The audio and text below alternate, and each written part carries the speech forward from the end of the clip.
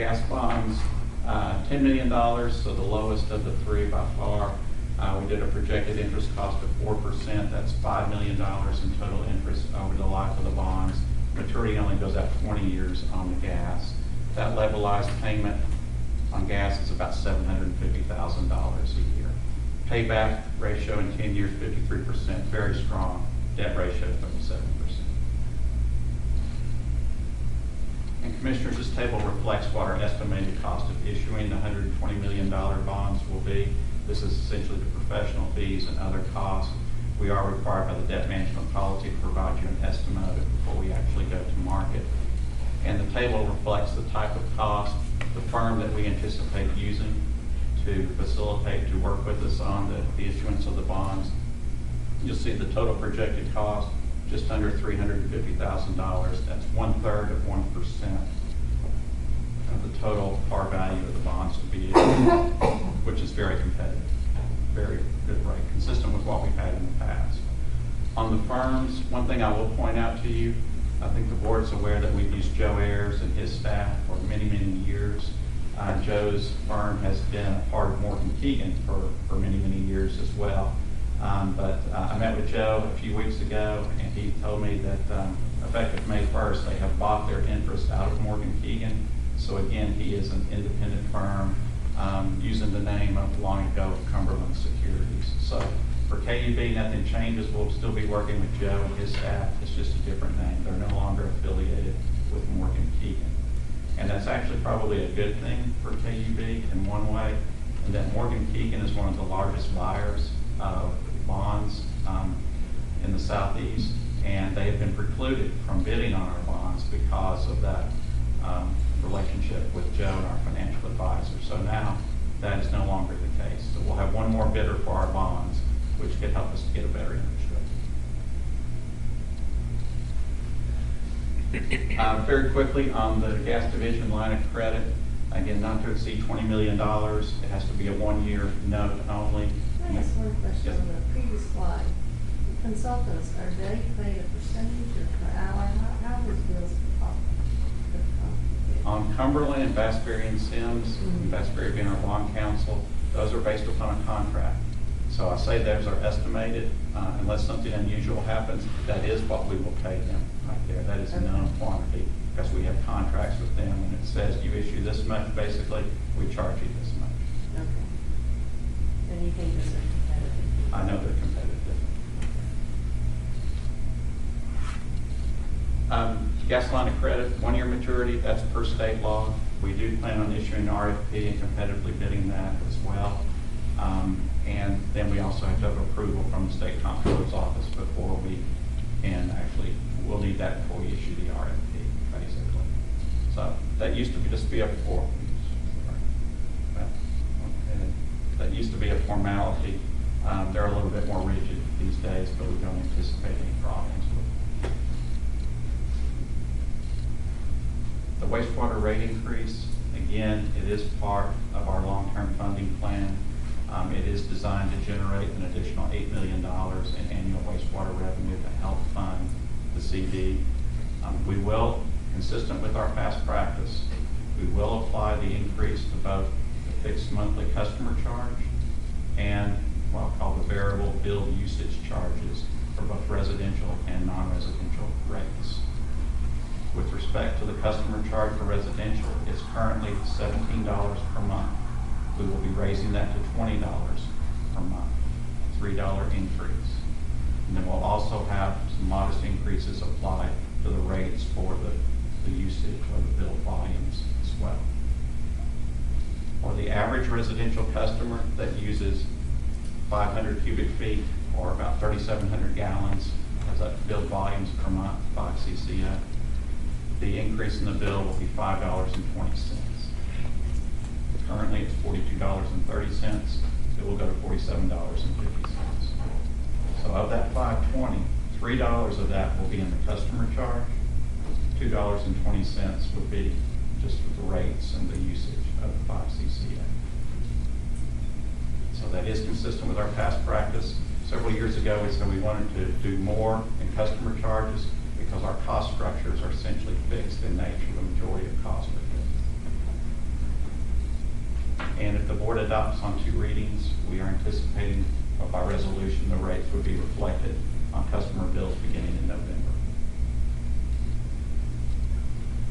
Commissioners, this chart shows a comparison based upon our current bill to the local utility districts for residential wastewater, and it is based upon that customer that uses the 5 CCF per monthly or is billed for the 5 CCF. You will note that at least currently and up through November, we are no longer the highest. Hallsdale Powell has jumped ahead of us, so to speak, and we are 4th out of the 5. I have also drawn a dotted line there, which basically shows if we didn't have the consent decree, this is our projection of what the residential bill would be. And basically we've gone back to prior to the CD and raised the rates 10% every other year and then 12% for the last 2 years. That's basically what our plan was before the CD came down. So it's based upon that same level of asset replacement. But anyway, if that, we'll never know, but if that was accurate, we would have been the lowest among the 5 at this point in time, for what it's worth. And then we can see with the proposed increase how things change as we will, our bill will rise to $47.50 per month on that. So we would be the highest among the local utility districts with that. But again, the CD is such a significant portion of it. And we also compare our rates with other regional cities that whose wastewater systems are under federal orders. And you can see, as you would expect, that we will compare more favorably in this environment. A couple of things just to point out to you real quick. Nashville's very low because they're in the very early stages of their current order. Birmingham at $37. That bill, their rates haven't changed in 4 or 5 years. Birmingham's a story in of itself. This is really put a big X on that. You may be aware that last November, Jefferson County, Alabama, which really operates the sewer system in Birmingham, they filed bankruptcy under Chapter 9. They are the largest municipal bankruptcy in United States history.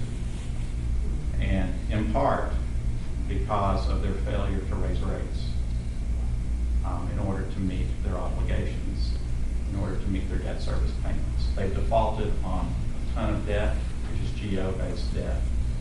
And obviously they're on junk bond status. That has had a ripple effect throughout the state of Alabama. Everyone's cost of borrowing is much higher than otherwise as a result of that. And essentially they're paralyzed. And now they're looking for assistance from the state legislature to pass an occupational tax for the county. If anybody lives in the county has to pay a certain tax based upon their occupation. That's being rejected by the legislature. So they're at risk of the bankruptcy judge throwing the whole thing out. And it just gets worse and worse and worse. But the whole thing, we could spend an hour talking about Birmingham. It's a textbook case of how to screw things up. Okay. And then let's go back to where are they? With respect to how far along are they on their CD? Or, I'm not sure. It's not real new though. It's not real new, but it's newer than ours. That I think. But we can check on that and get back with that. Mark, when is the next, after this, we approve this rate increase, the next one will be 2 years and 2% also? Right. Go into effect on bills November of 2015. And they're all set at 12% in our financial plan every 2 years. I will close talking about commitment appropriations, which I know is Phil Coley's favorite topic. And basically what this, and the board chairs as well, we need commitment appropriations for next fiscal year. We'll enter into contracts during the course of FY13 that will commit us to expenditures beyond FY13. We need an appropriation to cover that. And we're projecting that's right at $37 million based upon what we know right now. And you can see the breakdown by system. And some of the major projects that drive the need for commitments one is, a big one is the construction of a new substation in the East Knoxville area, and I believe that's an in-feed substation. Various main replacement projects and paste in related projects as well. So,